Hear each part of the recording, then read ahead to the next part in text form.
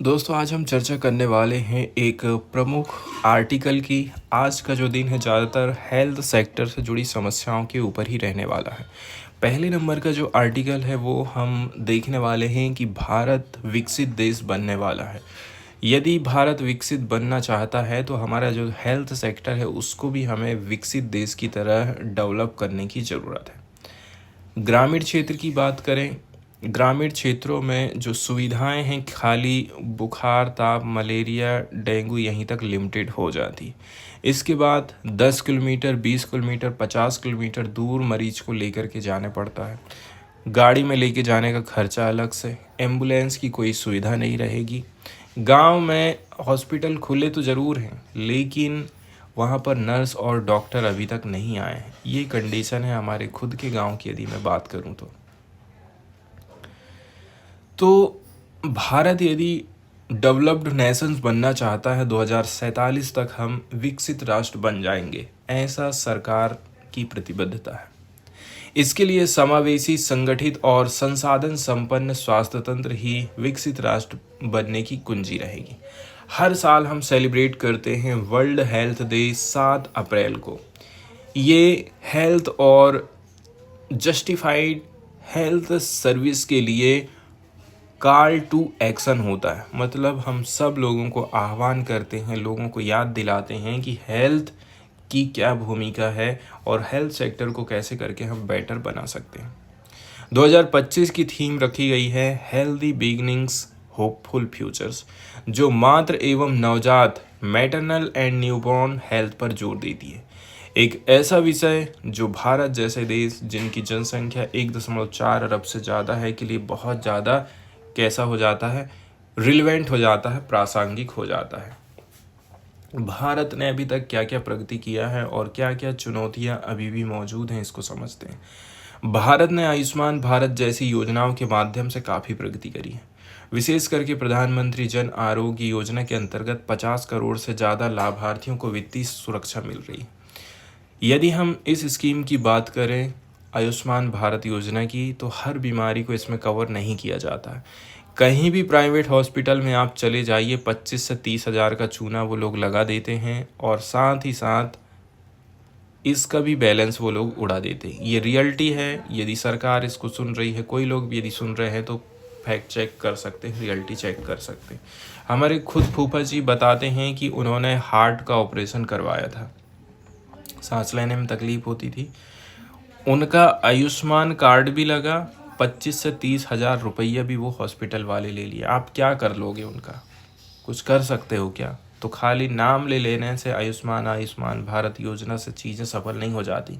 उनका सही इम्प्लीमेंटेशन भी बहुत ज़्यादा ज़रूरी हो जाता है। जिसके पास 25 से 30 हज़ार रुपये नहीं हैं, वो आयुष्मान कार्ड जेब में रख के चुपचाप घूमते रहेगा, उसका कोई इलाज नहीं होने वाला है। हेल्थ एंड वेलनेस सेंटर खोले गए हैं भारत में बहुत सारे, जिसका उद्देश्य है प्राइमरी हेल्थ केयर को और भी कैसे करके हम ज़्यादा मजबूत कर सकते हैं। लेकिन अभी भी कर्मचारी की कमी है, उचित डायग्नोस्टिक फैसिलिटीज़ नहीं हैं, अनियमित दवा आपूर्ति है, ये सारी समस्याएं हैं। ग्रामीण क्षेत्र में भारत की 70% आबादी रहती है लेकिन 35 से 40% हेल्थ इंफ्रास्ट्रक्चर वहाँ पर अवेलेबल है। 100% होना चाहिए ना, लेकिन 35 से 40% ही हम जो है हॉस्पिटल खोल पाए हैं। इसको दूर करने के लिए टायर 2 और टायर 3 शहरों में इन्वेस्टमेंट किया जाएगा। साथ ही साथ जो कम डेवलप्ड सेक्टर हैं इसमें डॉक्टर की अपॉइंटमेंट ज़रूरी है। इसके लिए पॉलिसी सपोर्ट, बेटर इंफ्रास्ट्रक्चर और टेलीमेडिसिन जैसी डिजिटल सॉल्यूशन बहुत इंपॉर्टेंट हो जाते हैं। भारत की बात करें, डुअल डिसीज़ बर्डन, यहाँ पर बीमारियों का दोहरा बोझ है। भारत आज भी संक्रामक बीमारी और गैर संक्रामक रोग दोनों से जूझ रहा है। इन्फेक्शियस डिसीज़ और नॉन कम्युनिकेबल डिसीज़ दोनों। आज नॉन कम्युनिकेबल डिसीज़ से 65% से ज़्यादा डेथ हो रही है। हमारी लाइफ स्टाइल बहुत ख़राब हो चुकी है। तंबाकू, मदिरा, दारू, गलत खान पान, ड्रग्स, ये सारी चीज़ें हैं। लाइफ स्टाइल चेंज होने से डायबिटीज़, हार्ट डिसीज़ और कैंसर की जैसी बीमारियां बढ़ते जा रही हैं। इंटरनेशनल डायबिटीज़ फेडरेशन 2024 के अनुसार भारत में 101 मिलियन लोग डायबिटीज़ से ग्रसित हैं। लैंसेट की रिपोर्ट आई थी जिसमें बोला जाता 2019 में एयर पॉल्यूशन से 16 लाख लोगों की डेथ हुई थी। इसके बाद अगला जो कदम आ जाता है, अगली जो चीज़ आ जाती है वो है कुपोषण और महिला स्वास्थ्य। नेशनल फैमिली हेल्थ सर्वे 5 के हिसाब से देखा जाए 5 साल से कम उम्र के 35% बच्चों की हाइट कम है, स्टंटेड है।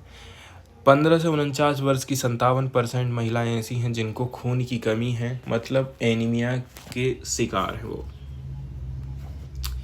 इन आंकड़ों के पीछे गरीबी, शिक्षा की कमी, साफ सफाई की खराब हालत एंड जेंडर इनइक्वालिटी जैसी सामाजिक समस्याएं भी हैं।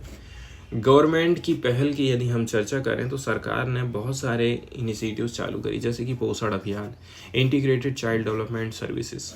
लेकिन इन योजनाओं की सफलता के लिए better data tracking, community participation, multi sectoral coordination की ज़रूरत है।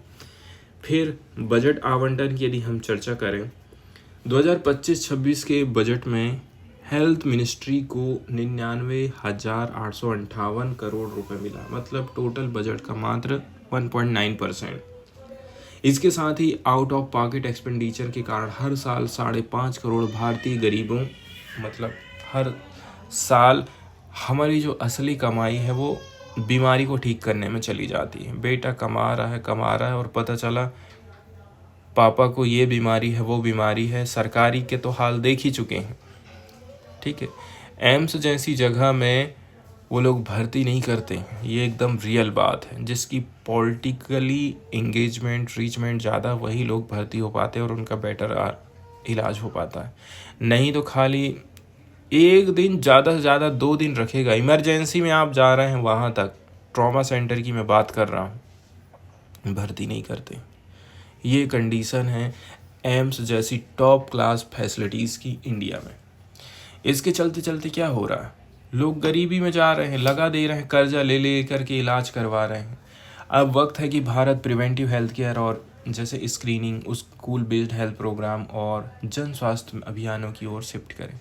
फिर डिजिटल हेल्थ की पावर। भारत डिजिटल हेल्थ के सेक्टर में काफ़ी प्रगति कर रहा है। आयुष्मान भारत डिजिटल मिशन चलाया गया है। ई संजीवनी के जरिए 10 करोड़ से ज़्यादा टेलीकंसल्टेशंस सुविधाएं प्रोवाइड करी जा चुकी हैं। लेकिन डिजिटल डिवाइड हमको देखने को मिलता है। 37% ग्रामीणों के पास इंटरनेट की फैसिलिटीज़ हैं। कई सारे मरीज और हेल्थ केयर वर्कर डिजिटल सेवाओं का यूज़ करने के लिए ज़रूरी डिजिटल लिटरेसी उनके पास नहीं है। यदि ये डिजिटल असमानता बनी रहेगी तो टेक्नोलॉजी खुद एक हेल्थ केयर बैरियर बन जाएगी। फिर डाटा प्राइवेसी और साइबर सिक्योरिटी की बात आ जाती है। डिजिटल हेल्थ का सफल विस्तार तभी हो पाएगा जब ग्रामीण क्षेत्रों में इंटरनेट इंफ्रास्ट्रक्चर, फ्रंटलाइन वर्कर को डिजिटल ट्रेनिंग एंड मजबूत डेटा प्रोटेक्शन कानून लागू हो। साथ ही साथ हमें यूज़ करना है इमर्जिंग टेक्नोलॉजीज़ का। आज के समय में जो उभरती हुई टेक्नोलॉजी है उसका प्रयोग भारत में हो, जैसे कि AI diagnostics, variables, remote monitoring जैसी जो अर्ली डिटेक्शन तकनीक हैं, डिसीज़ मैनेजमेंट में क्रांति ला सकती हैं। पर इनका इस्तेमाल सभी वर्गों के लिए समावेशी और जिम्मेदार तरीके से हो। ऐसा नहीं कि जिसके पास में पैसा है वही व्यक्ति सुविधाओं का फ़ायदा उठा सके। इसके अलावा भारत का जो सस्टेनेबल गोल 3 है, इसके टारगेट को यदि हमें प्राप्त करना है तो इसके लिए गुड हेल्थ एंड वेलबींग ज़रूरी हो जाता है। हमको मजबूत public health infrastructure, universal health insurance, early childhood intervention, इन पर फोकस करने की ज़रूरत है। इसके अलावा भारत की वैश्विक भूमिका, हम G20 की प्रेसिडेंसी किए हैं। इस दौरान वैक्सीन इक्विटी, डिजिटल पब्लिक गोल और हेल्थ डिप्लोमेसी में हमने दिखाया था कि हम कितने आगे हैं। भारत को अपने प्रयासों को इंटरनेशनल हेल्थ रेगुलेशन और ग्लोबल हेल्थ सिक्योरिटी एजेंडा से जोड़ करके देखने की ज़रूरत। इसके बाद आ जाता है मेंटली हेल्थ सेक्टर हमारा, ठीक है। तो 2023 में NIMHANS की रिपोर्ट आई थी जिसमें बोला जाता है कि 14% भारतीय किसी न किसी चीज़ की टेंशन में रहते, मानसिक बीमारी से ग्रसित है। ये मानसिक स्वास्थ्य में अधिक निवेश और जागरूकता को बताता है। इसके अलावा इनिशिएटिव्स लिए गए जैसे कि टेली मानस हेल्पलाइन और national action plan on climate change and human health काफ़ी सराहनीय कदम माने जाते हैं। निष्कर्ष में हम बोल सकते हैं हेल्थ सेक्टर में हमें स्ट्रेटजिक इन्वेस्टमेंट करने की ज़रूरत है। तो ये हमारा सामाजिक उत्तरदायित्व नहीं है, बल्कि एक स्ट्रेटेजिक इन्वेस्टमेंट के रूप में भी हमें इसको देखने की ज़रूरत है।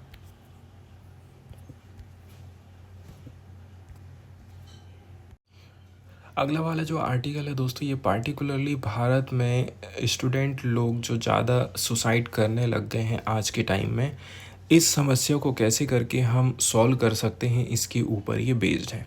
24 मार्च को सुप्रीम कोर्ट ऑफ इंडिया ने विश्वविद्यालय परिसर मतलब यूनिवर्सिटी कैंपस में बढ़ती स्टूडेंट सुसाइड को रोकने के लिए एक नेशनल टास्क फोर्स का गठन किया था। साथ ही दिल्ली पुलिस को 2023 में आईआईटी दिल्ली में पढ़ते समय आत्महत्या करने वाले 2 छात्रों के परिवारों की शिकायतों पर एफआईआर दर्ज करने का निर्देश भी दिया था। इसी को लेकर के यहाँ पर हम चर्चा करने वाले हैं। उसी साल आत्महत्याओं की बढ़ती घटनाओं के बाद आईआईटी काउंसिल ने, जो कि एजुकेशन मिनिस्टर की अध्यक्षता में होता है, सभी आईआईटीज़ को जीरो टॉलरेंस टू डिस्क्रिमिनेशन और छात्रों के लिए एक मजबूत सपोर्ट सिस्टम प्रदान करने का निर्देश दिया था। अब संस्थागत प्रतिक्रिया की कुछ सीमाएं रहती हैं, मतलब ज़्यादातर ये जो इंस्टीट्यूशंस होते हैं, इनकी जो प्रतिक्रिया होती है वो व्यक्तिगत और रिडक्शनिस्ट रहती है, मतलब सतही होती है। जैसे कि सिर्फ मोर फिजियोलॉजिस्ट की नियुक्ति कर दिया जाना, लेकिन मानसिक स्वास्थ्य को प्रभावित करने वाले सोशियो स्ट्रक्चरल डिटर्मिनेंट्स जैसे कि डिस्क्रिमिनेशन होना, बायस्ड पॉलिसीज लेकर के आना, जिसके चलते चलते बच्चे आत्महत्या करते हैं। भले ही सभी आईआईटी इसमें काउंसलिंग सेंटर काम कर रहे हैं, उनके उद्देश्य चाहे आत्महत्या मुक्त कैंपस बनाना हो या मेंटल हेल्थ के प्रति लोगों की सहानुभूतिपूर्ण व्यवहार हो, कलंक मुक्त वातावरण बनाना हो, लेकिन वहाँ के फिजियोलॉजिस्ट शायद ही कभी संस्थागत भेदभाव की ओर इशारा करते हैं। इसके अलावा लैंगिक पहचान और भाषा की भूमिका की हम बात करते हैं। उदाहरण के लिए आईआईटीज़ के किसी भी ऑफिशियल काउंसलिंग सेंटर वेबसाइट पर क्वीर अफर्मेटिव शब्द या फिर ट्रांस इंक्लूसिव जेंडर प्रोनाउंस जैसे कि दे देम का यूज़ ये लोग नहीं करते। भाषा केवल शब्दों का समूह नहीं होता, ये एक्शन, जेंडर आइडेंटिटी, सेक्सुअलिटी और इंक्लूसिव प्रैक्टिसेस ऐसे सेक्टर होते हैं जहाँ पर भाषा, ज्ञान और सत्ता आपस में जुड़ जाते हैं। जैसे ही कोई संस्थान, यूनिवर्सिटी मेल या फीमेल के अलावा किसी और जेंडर ऑप्शन को पहचानता ही नहीं है, वो सुप्रीम कोर्ट के नालसा जजमेंट का उल्लंघन कर रहा है, जिसने नॉन बाइनरी व्यक्तियों को भी समान अधिकार दिया था। फिर सुप्रीम कोर्ट का इंटरवेंशन हमको देखने को मिला। 2023 में सुप्रीम कोर्ट ने एक handbook on combating gender stereotype जारी किया था, जिसमें अनबायस्ड लैंग्वेज के यूज़ की आवश्यकता पर जोर दिया गया था, जो सिर्फ कानून की व्याख्या नहीं है बल्कि समाज की समझ को भी बताता है। अब छात्रों की आवाज़ और यूनिवर्सिटी का दबाव। एक स्टूडेंट ने बोला था, टीचर्स केवल ग्रेड की बात करते हैं, ग्रेड ही एकमात्र पैमाना है जिससे छात्रों को अच्छा या बुरा समझा जाता। ये सोच एथिक ऑफ केयर के अपोजिट है, जो सिर्फ छात्र की इंटेलेक्चुअल एबिलिटी ही नहीं बल्कि उनके ह्यूमन वैल्यू को भी सम्मान देता है। फिर क्लासेस जो ली जा रही हैं वहाँ भी समस्या है। वहाँ किस प्रकार की समस्या है? संवेदनशीलता की कमी हमको दिखाई देती है, इसलिए शायद इतना ज़्यादा सुसाइड हो रहा है। फ्रेगाइल अटेंडेंस पॉलिसीज़ हैं जो शिक्षक की मर्जी पर है, मानसिक स्वास्थ्य पर विपरीत असर डाल रही है। एक एम्पैथेटिक क्लासरूम एनवायरनमेंट जरूरी है जहाँ छात्र और शिक्षक आपस में बातचीत करते रहें फ्री एंड फेयर तरीके से। डिस्क्रिमिनेटरी एक्सपीरियंस को समझने और उनके प्रति संवेदनशील होने, ठीक है, उसके किनारे क्लोज जाने के लिए टीचर्स की विशेष भूमिका हो जाती है। तो यहाँ पर हमें पॉलिसी चेंजेस की ज़रूरत है। वर्तमान पॉलिसी सिर्फ काउंसलिंग सर्विसेज बढ़ाने पर सेंटर से बेस्ड है। ज़रूरत है कि हमें बॉटम अप अप्रोच लेकर के आए, जैसे कि classroom based emotional safety, sensitivity training for teacher, anti discrimination policies का सख्त रूप से पालन किया जाना। इसके अलावा हम बात कर लेते हैं मानसिक स्वास्थ्य में नैतिक संकट। ये एक बड़ी public mental health ethics crisis है कि कई सारे फिजियोलॉजिस्ट यूनिवर्सिटी पॉलिसी के साथ अलाइन कर जाते हैं, जो कि कॉन्स्टिट्यूशनल सेफगार्ड का उल्लंघन करती है। यूनिवर्सिटी में स्कूल कॉलेज में केयर एथिक्स को सेंटर में रखना चाहिए ताकि हर व्यक्ति के जीवन को मीनिंगफुल बनाया जा सके। आज ये ज़रूरी है कि हम मेंटल डिस्ट्रेस को दूर करें बजाय इसके कि हम चांद पर इंसान भेजें। वे फॉरवर्ड में बोल सकते हैं कि छात्रों की आत्महत्याएं सिर्फ मानसिक स्वास्थ्य का मुद्दा नहीं है, बल्कि वे इंस्टीट्यूशनल फेल्योर को दर्शाती हैं। अगर हम वास्तव में सुसाइड फ्री कैंपस चाहते हैं तो हमें भाषा, नीति और सोच तीनों को बदलने की ज़रूरत है। इसके बाद यदि हम न्यूज़ वाले आर्टिकल की तरफ चलें दोस्तों, तो एक बहुत ही इम्पॉर्टेंट न्यूज़ आर्टिकल हम डिस्कस करने वाले हैं। ये पंबन ब्रिज से रिलेटेड है। न्यू पंबन रेलवे ब्रिज का उद्घाटन किया गया प्राइम मिनिस्टर नरेंद्र मोदी के द्वारा। इसी से जुड़ी हुई ये न्यूज़ है, इसको डिस्कस करते हैं। ये ब्रिज रेल विकास निगम लिमिटेड के द्वारा 531 करोड़ की लागत से बनाया गया है। किसने बनाया है? लागत तो इम्पॉर्टेंट नहीं है, लेकिन कौन सी कंपनी बनाई है, फैक्ट वाली चीज़ों में इसको पूछा जा सकता है। लंबाई की बात करें तो काफ़ी लंबा ये ब्रिज है, 2 किलोमीटर का। लोकेशन की बात करें तो ये पड़ता है पाक स्ट्रेट, जो कि भारत और श्रीलंका के बीच का समुद्री क्षेत्र है। मतलब इससे भारत और श्रीलंका के बीच में कनेक्टिविटी आसान हो जाएगा। मुख्य विशेषता की बात करें तो इसमें एक 72 मीटर का वर्टिकल लिफ्ट स्पान है। मतलब ब्रिज का एक हिस्सा ऊपर उठाया जा सकता है। कितना? 17 मीटर तक, ताकि नीचे से जहाज़ आसानी से निकल सके। कितनी खास बात है इसकी, आप सोच सकते हैं। इसके अलावा इस क्षेत्र में कोरोजन की संभावना ज़्यादा है, इसलिए इसे स्टेनलेस स्टील और हाई ग्रेड प्रोटेक्टिव पेंट से इसका निर्माण किया गया है। इसके अलावा बहुत सारे इंजीनियरिंग के चमत्कार हमको इसमें देखने को मिलते हैं, जैसे कि ये भारत का पहला वर्टिकल लिफ्ट सी ब्रिज है। इसके अलावा पुराने ब्रिटिश कालीन पंबन ब्रिज की जगह अब ये नया ब्रिज बनाया गया है। मतलब अंग्रेज़ों के टाइम में जो बना था उसको चेंज किया गया है आज 2025 में। इससे ट्रेड और टूरिज्म दोनों को बढ़ावा मिलेगा। इसके अलावा कुछ न्यू ट्रेन सर्विसेज भी चालू करी गई हैं, जैसे कि रामेश्वरम से चेन्नई में कहाँ, ताम्बरम तक नई ट्रेन सेवा चालू करी गई है।